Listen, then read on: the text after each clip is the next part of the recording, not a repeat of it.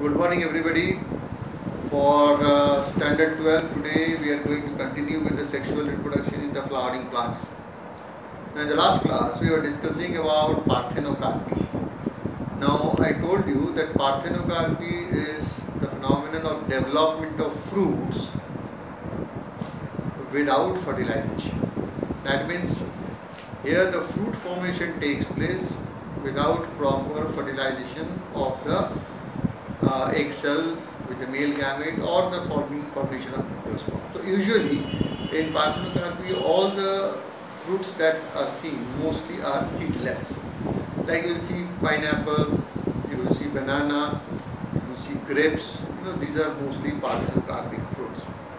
Now I told you also that maybe these are the reasons for this is absence of pollination. In some plants the pollination do not take place. That may be one reason of the parthenocarpy, or zygotic sterility. That means after the formation of the zygotes are sterile, they are unable to produce the seed and all.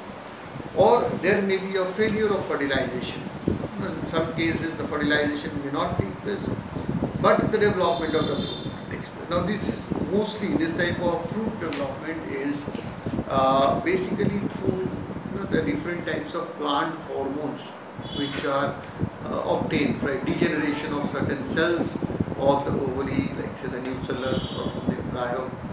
Even certain types of plant hormones also help in the development of the fruit. Now there is another term called polyembryony. Poly means multiple and embryony means embryo. That means usually a single embryo is formed inside a seed. Like what we call embryo is the small baby plant from which the large plant develops. Now that development of the embryo takes place by the fertilization of the egg cell and the male gamete, isn't it? So that is called a single embryo, but some cases it has been seen that the number of embryos formed inside a seed is more than one. Now that phenomenon is called polyembryony. Polyembryony has been of a lot of interest, people particularly horticulturists. It can, if those type of embryo cells can be harnessed from the seed, you can develop many types of similar types of plant. Like suppose a plant of good quality of fruit and all. So you can develop through polyembryony number of plants from, if you extract those embryos and develop into a full-fledged plant. So you can get an identical character of those type of plants through polyembryony. Now this was first reported by Antony von Leeuwen. That is in 1780. Now there are four types of polyembryony. The first type of polyembryony is called the cleavage polyembryony,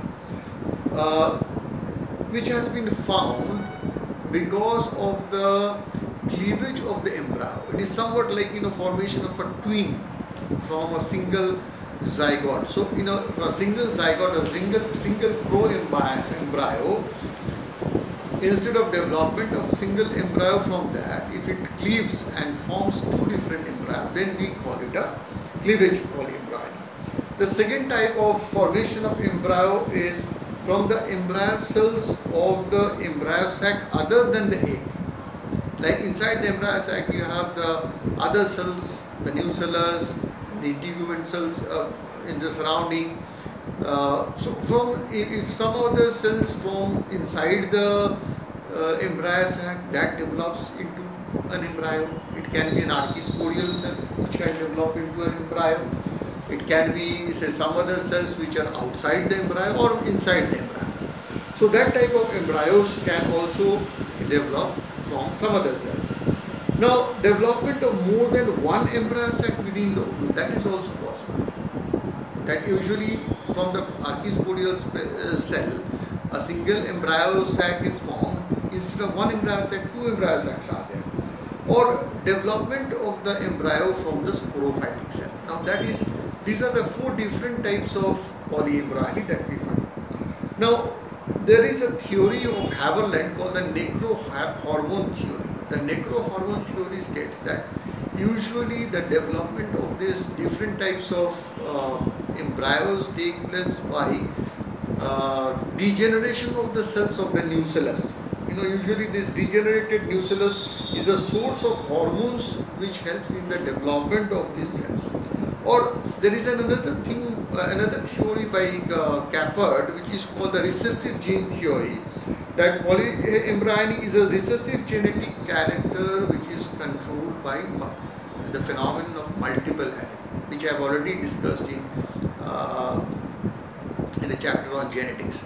So sometimes multiple alleles which reach to certain types of recessive gene, that character can develop into this type of polyembryonic characters. So significance, as I already told you, that what is the significance, that this type of polyembryonic are of great significance to the people who are related to horticulture and plant breeding, because they can give rise to different types of.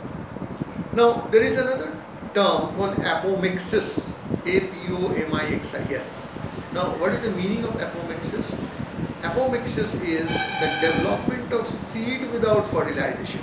This is the difference with parthenocarpy. Parthenocarpy is the development of fruit without fertilization, and apomixis is development of a seed without fertilization. Now there are three different types of apomixis. Usually, the sexual reproduction is absent, which leads to this type of apomixis. So there are three types of apomixis. One is called non-recurrent apomixis, another is called a recurrent apomixis, and the third type is called the adventative apomixis. So three types of the non-recurrent apomixis, recurrent apomixis, and adventative apomixis. Now non-recurrent apomixis is the megaspore mother cell undergoes meiosis and forms 4 haploid cells. You know that. And that from that 4 haploid cells, usually the 3 haploid cells, they degenerate, and one single haploid cell that develops, and then it divides mitotically 3 times, which gives rise to the your synergid cells and the antipodal cell. Here, these 4 megaspore mother cells, or the 4 haploid cells, they form the embryo.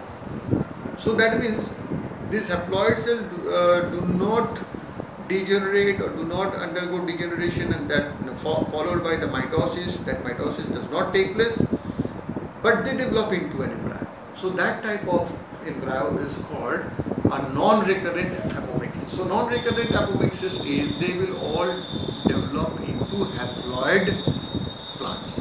In a recurrent apomixis, of course, the formation is mostly that of a diploid cell. So in there, the embryo sac, in the nuclei of the embryo sac, that develops into the diploid cell. So there are in recurrent apomixis there are 2 types we call the generative apospory. If it is the development of the archisporium cell, then we call it the generative apospory. Or if it is from some other cells of the nucellus, which a diploid cell develop into the embryo, then we call it a somatic apospory. And if there is a third type of embryony I told you, that is called adventative embryony. And adventative embryony, if the cell is from any part outside the embryo sac, then we call it an adventative. So that also will be a diploid cell. So these are the 3 types of apomixis. So apomixis is also is of great importance, because here you can use since it does not involve meiosis, and there is no segregation and recombination of the chromosome. So it is useful in preservation of the genetic characteristic. So today, till today we know about this. In the next class we are going to study about the formation of the seeds and the formation of the fruit and the different types of fruits, and how the development, the post-fertilization development takes place in the formation of the different parts of the fruits as well as the seed. Thank you very much. If you have any question, you can ask, and in the next class we continue with the same.